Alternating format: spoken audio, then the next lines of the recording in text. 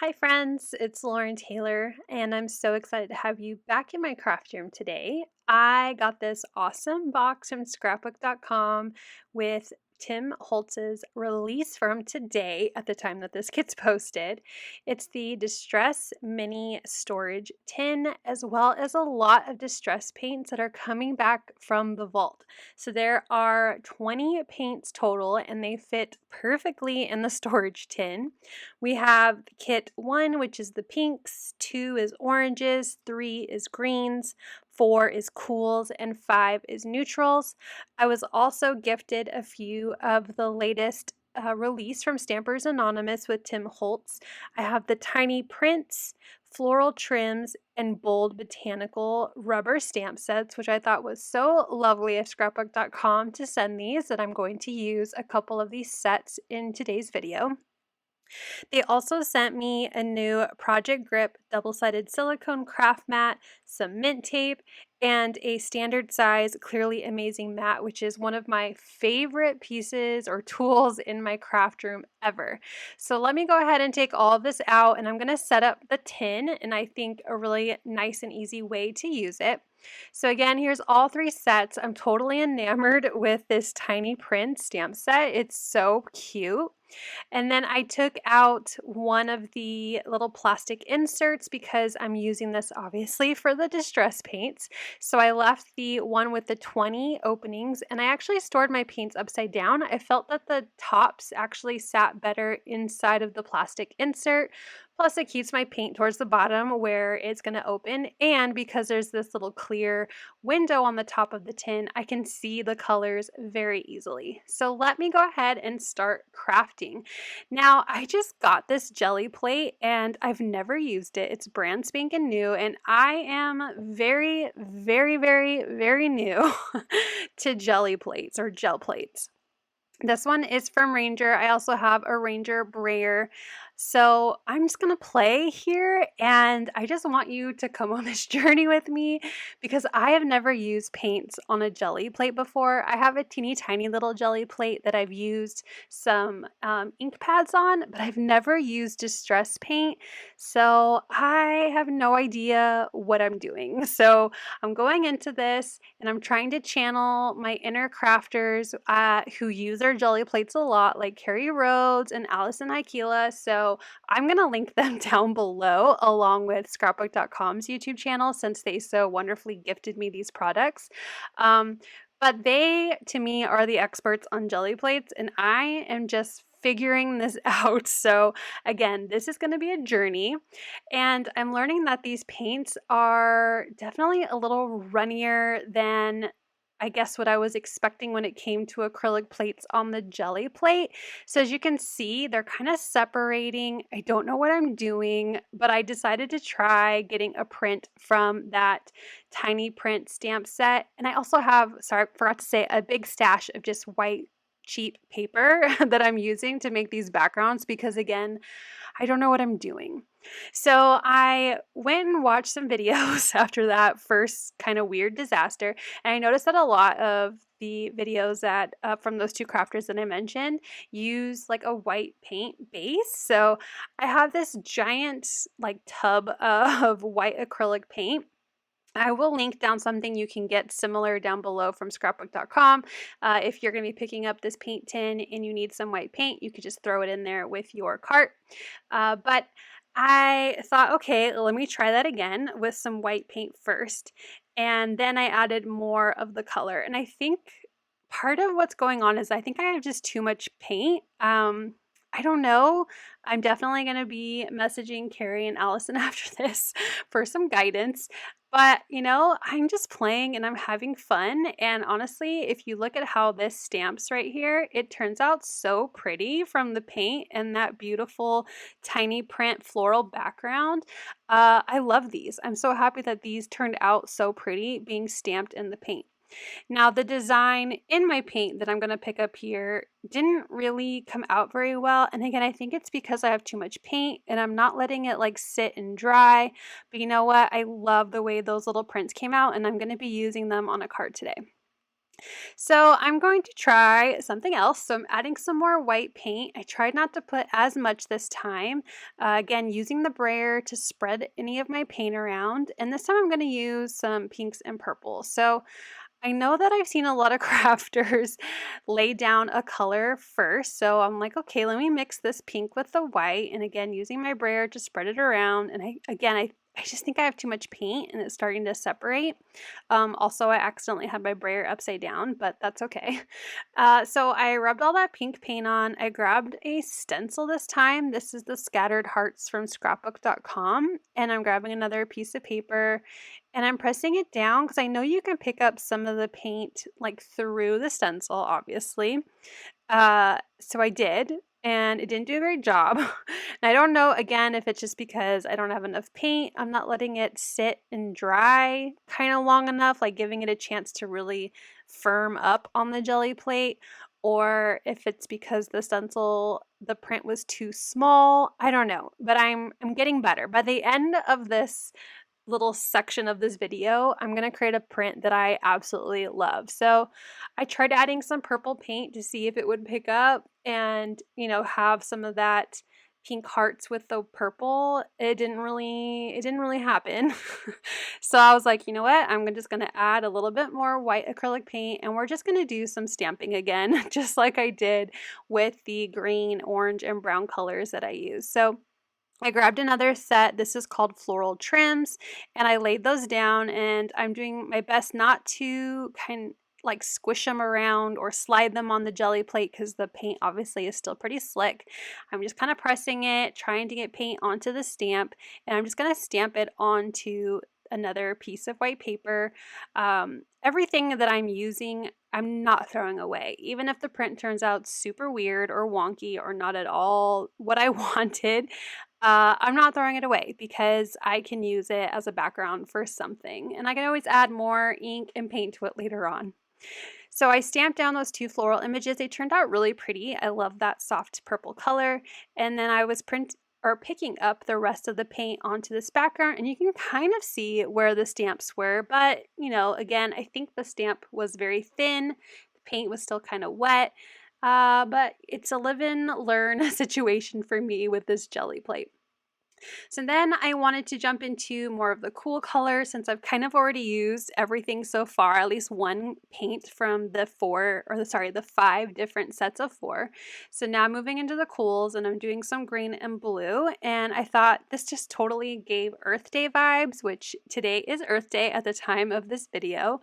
So I am going to do a mix of this, I think this is pine needles and blueprint sketch, if I remember correctly. I'll have everything linked down below. But I wanted to create kind of an earthy tone feel.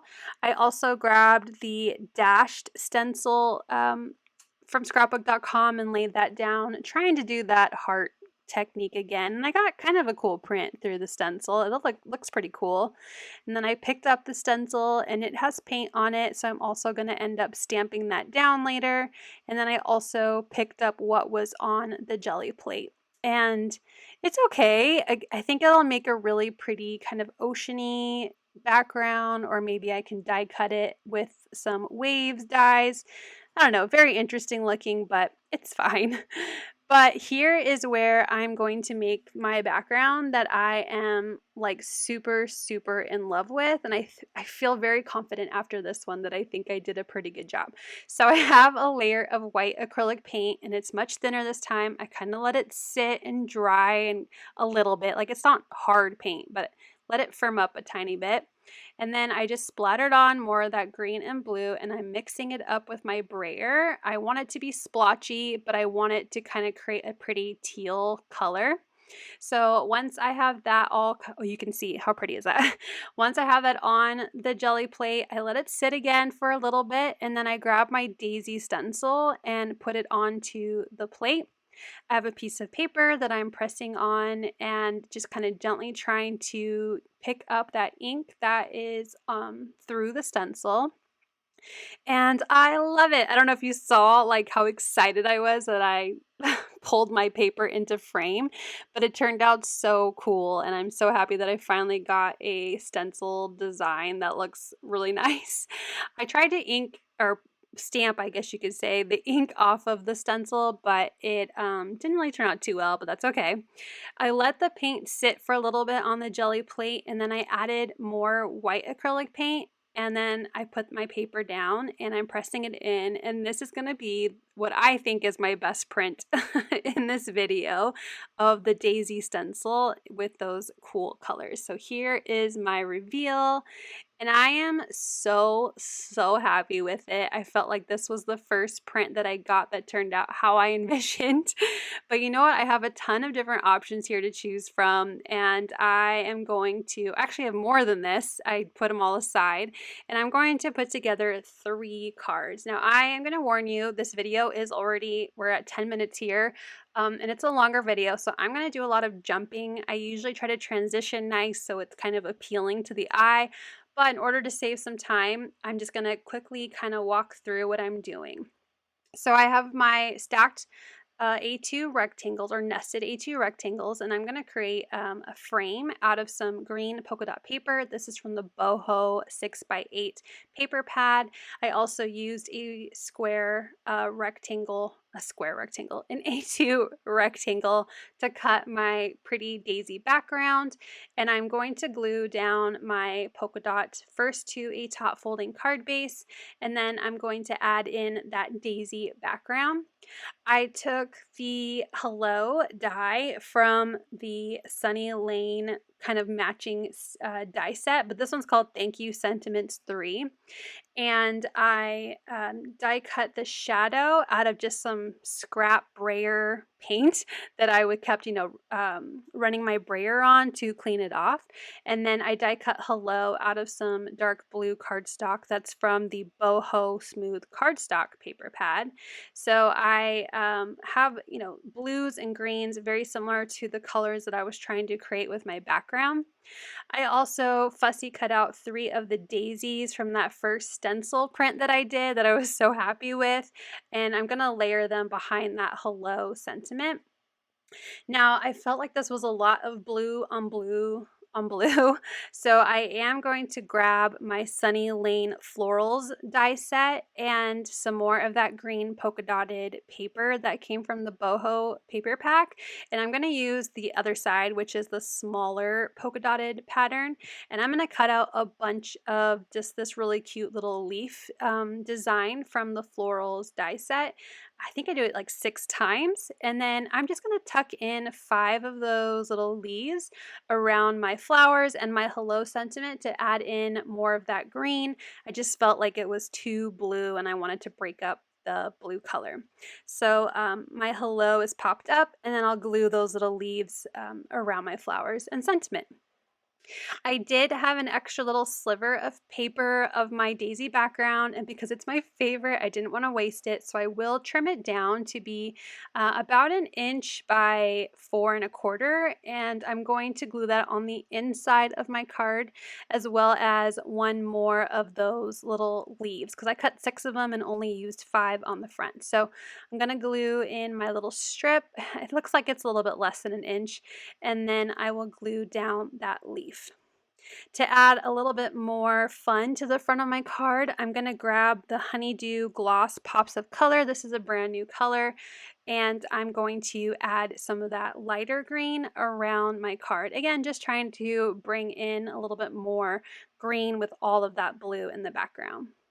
And here is a look at how this Hello Daisy card turned out. I absolutely love it. It's my favorite card of the 3 that I'm going to make today.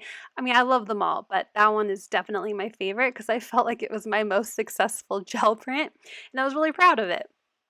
So now I'm going to move into my second card, and this time I'm going to use these more harvest kind of colors. So of course that means bringing out the harvest paper pack and matching pattern paper pad. And I'm also using the birthday celebration sentiments 2. And I'm also going to later grab the autumn leaves emboss and die set. So very similar to how I die cut the hello on the first card, I use some of that excess gel print excess paint from rolling my brayer to cut the shadow of my happy birthday. I already had happy birthday die cut in white, so I'm just going to use those for this card. I created another frame using my nested rectangles out of some of the pattern paper from the harvest pad, and then I'm going to cut a few green leaves from the center of this green piece of cardstock that will be in between that dark kind of black brown colored frame and my gel print stamp design. So that way I'm not wasting paper. I needed a few leaves and the center of this cardstock is going to be covered anyway, so I just thought I would cut them out and then layer that in between. I'm using some foam adhesive to pop up my really cute tiny prints design using some of the oranges and cool as well as neutral distress paint. So I'm gluing my sentiment together. I'm going to use some foam squares to pop them up. I can't believe I'm like halfway done with this sheet of foam squares. This is my new favorite adhesive ever from scrapbook.com. I love this size and thickness of these foam squares. And I'm adding my sentiment to the front of the card. Once I'm happy with the placement, I'm going to glue down my leaves, just kind of scattering them around, very similar to how I did my flowers on the hello card. And as I glue my leaves down, I realized that I forgot to die cut a flower. So I'm going to use the same paper that I cut out my happy birthday shadow, and I'm going to cut a flower from that same autumn leaves decorative emboss and die set. So I have the white center, so it kind of matches my sentiment, and I glued that on top of a flower that I die cut out of the paint, and there I have a cute little flower next to my happy. I've grabbed the Banana Split Gloss Pops of Color, which is another new color, a very soft yellow, and I'm adding that to the center of my flower as well as just around my sentiment and on my leaves. I like to tap the inside of my card to kind of dome out those little pops of color. And here is a look at my second card using these more warmer tone distress paints. And my final card is going to be a little bit out there. I mean, it's not out there. It's very florally and big, I guess, looking compared to the other two cards. And I'm grabbing my nested A2 arches. I'm going to be using it to cut out this purple print. And I'm also going to use two of the dies to create a frame of holographic paper from the A2 size of the paper pad. I used my stamped image from the purple and pink paints, and that was using the floral trims from Stampers Anonymous. And I actually die cut the I love you sentiment out of it and then the shadow out of some vellum. I just thought that would look really pretty, and I love the details of the flowers on the sentiment.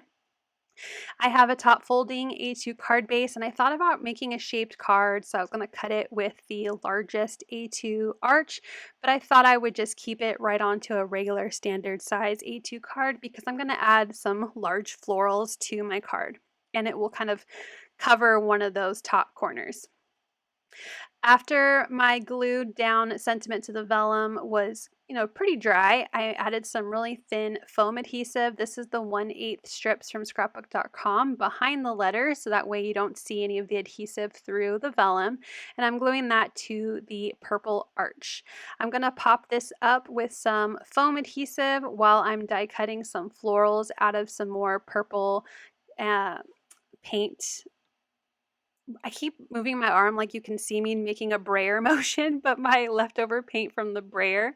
I die cut purple flowers and I die cut pink centers to my flowers. I'm also going to cut out some smaller flowers, and all of these are from the Sunny Lane floral die set. I'm going to cut some smaller ones out of the pink excess paint on the paper, and those centers will be from the holographic paper, the same one that I created that arch frame from. And for this, I thought I would grab some silver pops of color. So this is a glitter one, and I'm adding just a few dots here and there around my card. Again, I'll tap the inside to kind of dome the pops of color out. And that will be my third and final card that I made using some fun gel prints using the not brand new, but back from the vault distress paints from Ranger and Tim Holtz. And again, a huge thank you to scrapbook.com for gifting me these to to create some inspiration for you today. I hope that you had fun along this journey with me while learning how to use my jelly plate and that you feel inspired to try something new just like I did. Thank you so much for watching. I hope you'll click like, and if you're new here, I hope you'll subscribe and come back. As always, you can find everything I use down below in the description box. Thank you and have a wonderful day. Bye!